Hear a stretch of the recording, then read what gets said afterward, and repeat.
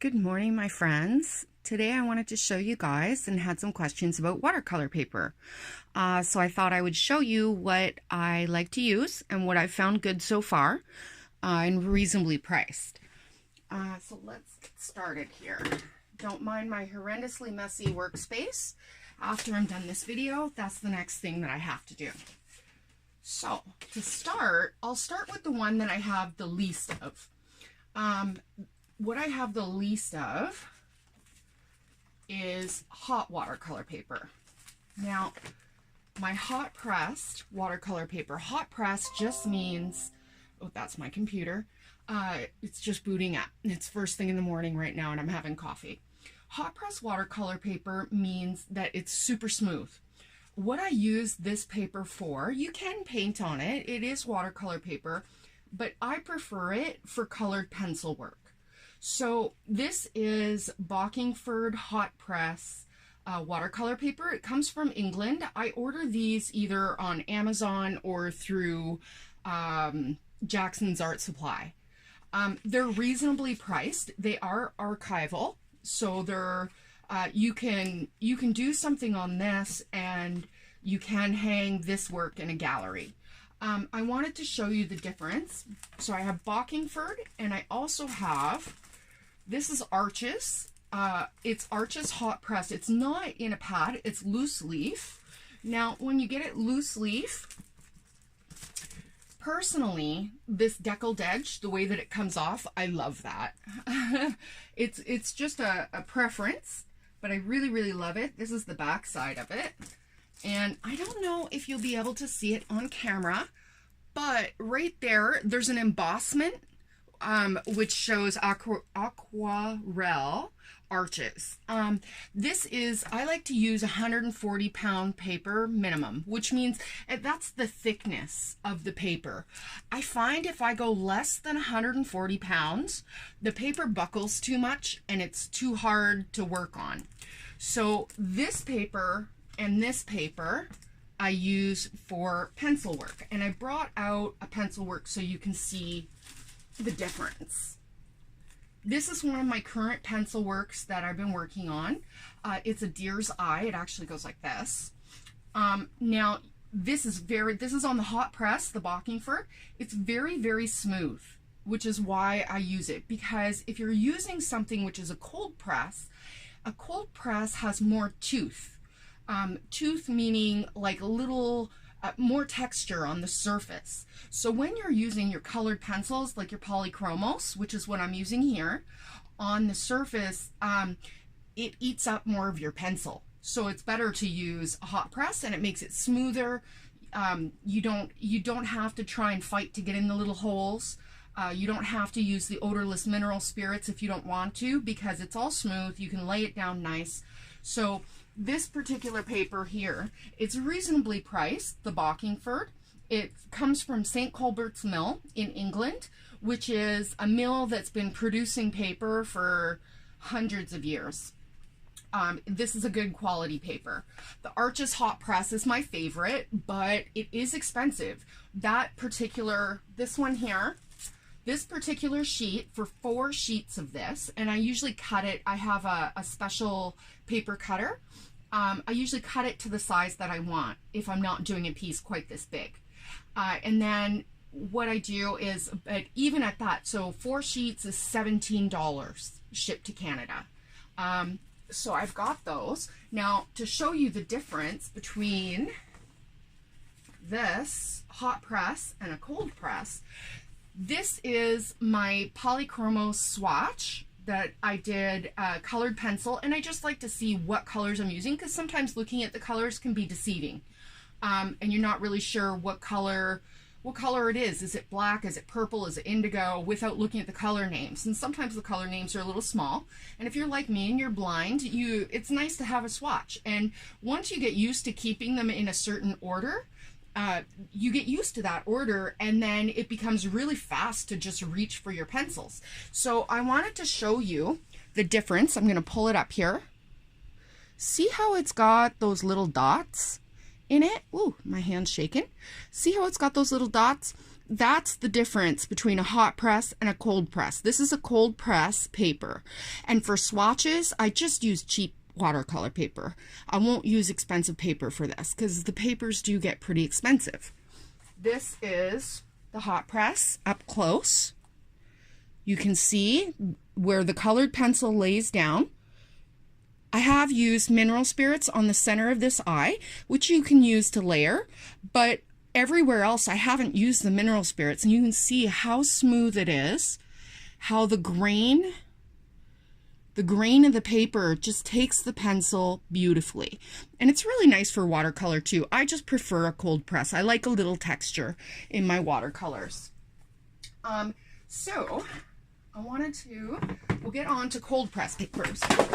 Now, cold press papers are what I use more. When I first started, this was one of the first watercolor papers that I started with. It's the Strathmore watercolor paper. It's the 400 series. It comes with 12 sheets. Now, this little book was $10. I have started to look at these papers. Each individual paper to me is a canvas. So you can see here, I don't know if you can see the grain. I'm going to be honest, this particular paper, when I first started, because when you first start watercoloring, you tend to make a lot more mistakes. You realize, like, you don't plan out your paintings the same way you do as once you've gained a little bit of experience. So when you make mistakes, you can lift with watercolor. This paper does not take well to lifting. If you erase on it or lift, if you add too much water, this paper will pile. It's not 100% cotton, which now, like for my professional works, I use 100% cotton.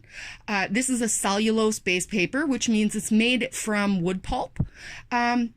Personally, for practice paper, it's not that bad. I enjoyed this size. The size of this one is a 7x9, I believe. Let's see here. 5.5 inches by 8.5 inches. This particular, I don't know, I just really like this paper. I find, like, the size of it. I find this size a nice size to be able to do watercolors on. The next paper that I have to show you, and I actually have two of them, this is Canson XL. Now, you hear a lot of artists talk about Canson XL, and you'll hear good things and bad things. Now, Canson XL, yes, although it's not archival in the sense it's not going to last hundreds of years. However, it will do a beautiful watercolor painting. What I have found with this particular paper, it is a wood cellulose paper, a wood pulp paper as well. It's not cotton. When you're painting on cotton, it's almost like a different medium altogether. When you paint on this, and I'll show you what I do in it. Let's see here. I just want to make sure I'm lining up. So I do like little swatches on it. This was my very first watercolor sketchbook, I guess you'd call it. I don't buy expensive sketchbooks or specific sketchbooks. I prefer to use just one of these. It has tear out sheets.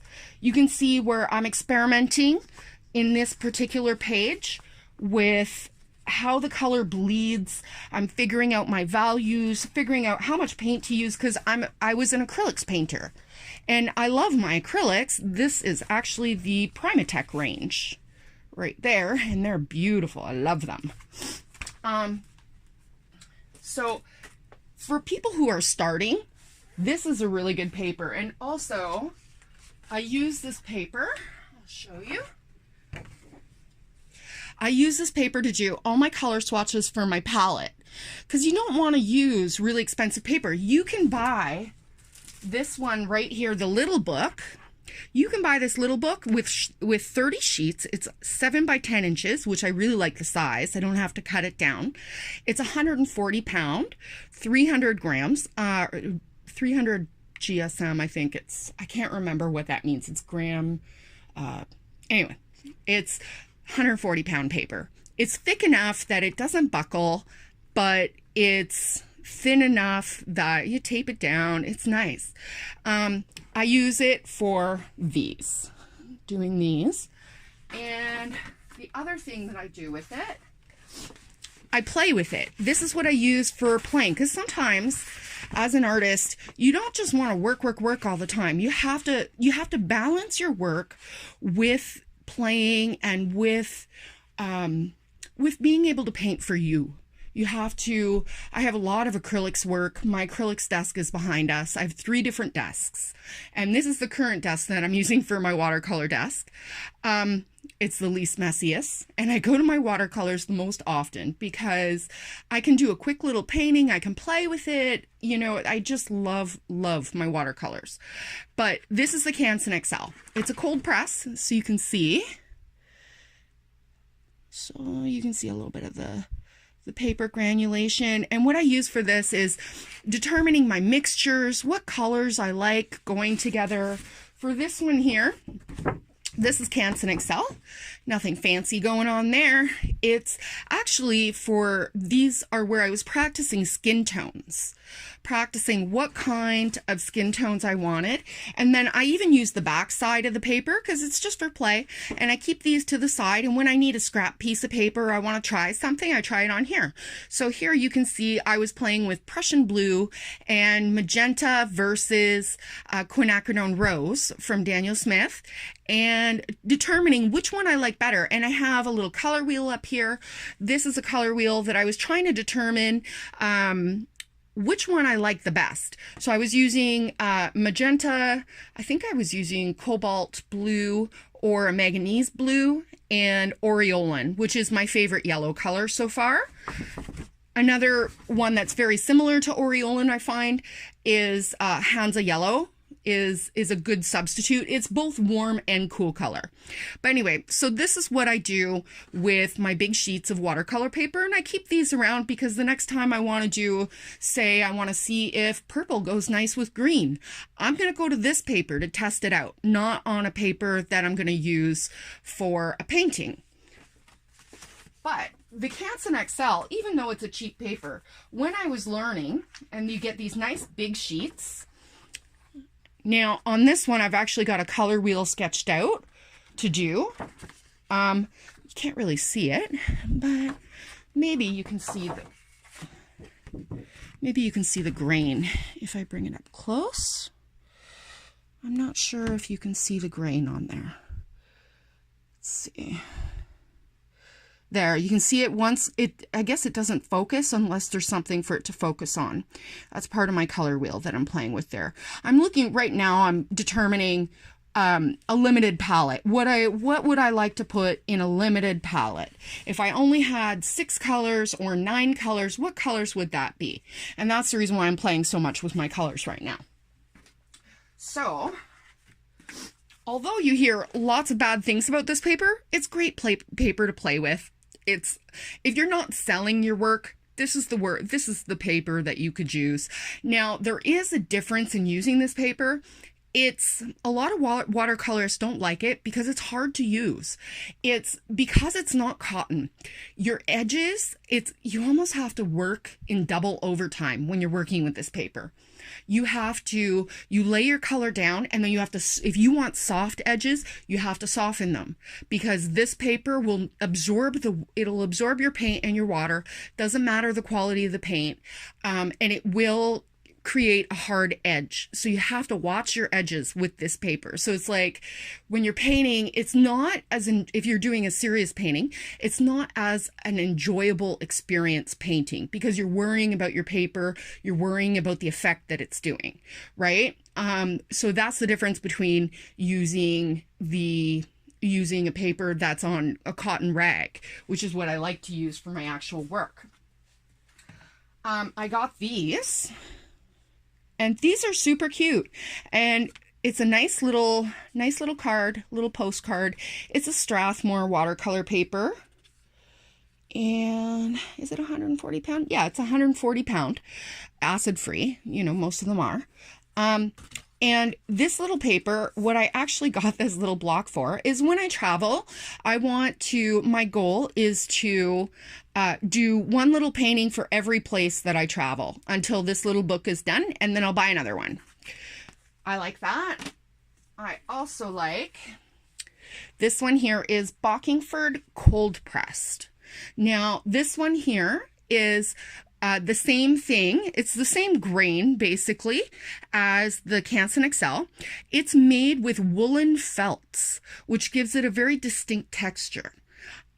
This particular paper is on a block. This is my first time using a block. I ordered this from Amazon from the SAA, which is in the UK. They have very reasonable prices to Canada. So I don't know if you can see the grain of the paper. I don't think you can kind of see it. And this is a beautiful paper. It is archival. It's less expensive than Arch, which brings me to my next one. The next one is Arch's paper. Now, this is Arch's cold pressed, and it's 140 pound. How can you tell I like 140 pound? The higher the pound that you go, the more expensive the paper. So for me, this is the least amount of pounds that I can go before I find the paper buckles and isn't something that I enjoy working on. This particular poundage, I like it. It's a good one, and it's reasonably priced. Now, this pad is super expensive, and it's expensive no matter where you buy it. This is made of 100% cotton. It's a gorgeous paper to work on. Where I get this paper, I actually get this paper at Michael's, and I use it's $40, $39.99 regular, and I use the 40% off coupon, and I get it for about $26. And that's really the only way that I'll buy it. You can get it on Deseret or Amazon at a more reasonable price, but then you still have to wait for your shipping. If you have the Michael's coupon in a Michael's store near you, you can, it's less expensive than doing it online. This paper, now this paper is not as widely used here in Canada. Here, I just want to put it in a spot where you can see it. There, kind of this way. All right. So this paper is called Hahnemule, and now I may be saying it wrong. It's a German manufacturer. They have been making paper for centuries, from like the 1500s. In the UK, this is a huge, huge paper company. It's made of 100% cotton. This is a beautiful, beautiful paper. And what I love is that with this paper, I get 20 sheets as opposed to 12 sheets. It's big, so you can see it's a nice big pad. Now this is a block. A block of paper, your paper comes in two ways. The two blocks that I have are the Bocking Ford cold press. This one here. What that means is that the sheets are glued down. They're not loose like the Canson XL. You can't just, you can't just rip them off. You have to use a knife. And when you use the knife, you cut the paper away from the adhesive. This paper is gorgeous. And a lot of Canadian artists that I know don't enjoy using it so much because one of the things that I've been told is they use Arch from a couple of my artist friends because they can always get Arch and they always can rely on it. And I understand that. But this particular paper, I think I paid $22 for Canadian. I had free shipping because I bought it with the Bocking Ford block. These two are blocks. And it's nice with the blocks because then you can paint directly on the pad. I personally don't. I take my paper off and tape it down to the board in the background. I like doing that just because the paper is so expensive and they're canvases to me. So the reason why I do that is because I'm scared that if I'm adding a lot of water, that the paint is going to get underneath and stain the edges of the other papers. So that's the reason why I do it this way. But yeah, these are great papers. These I use for my watercolor works that I'm selling. And that way they're archival. They can go in galleries, museums. 100 years from now, these papers, these two here, and the Arch will always be around. It will still look beautiful because it's made of cotton. It's archival. And except for the Bocking Ford is made of the woolen felts, but it's still archival. It is less expensive than the cotton. Cotton rag is what I like to paint on. But even though it's less expensive than the cotton, it's still a beautiful paper in itself. So yeah, that's my watercolor paper. I hope that this will help. I hope it'll help somebody. Check out the prices. I look at my prices from Amazon, a local store in Callander, North Bay. I'm in Ontario, Canada. So the local store is King's Framing and Art Gallery, and they are on a website. And also DeSaris and Michael's. Michael's, I don't really buy my paper there very often, just the Arch, because they are more pricey.